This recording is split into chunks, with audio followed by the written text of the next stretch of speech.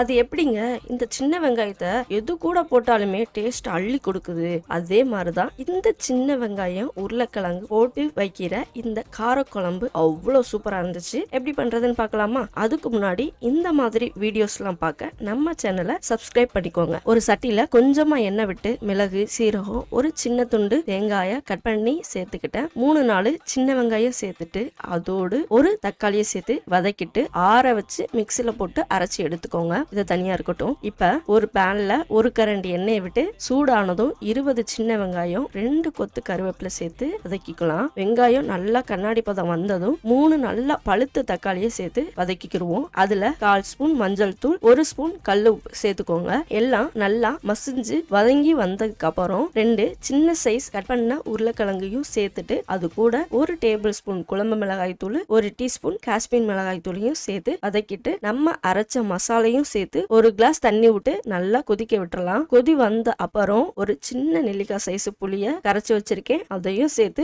6-7 நிமிஷம் கொதிக்க விட்டுறலாம். அவ்வளவுதாங்க, சின்ன வெங்காயம் சேர்த்த உருளைக்கிழங்கு காரக்குழம்பு ரெடி. செம்ம டேஸ்டா இருந்துச்சு. கண்டிப்பா ட்ரை பண்ணி பாருங்க. எப்படி இருந்துச்சுன்னு கமெண்ட் பண்ணுங்க.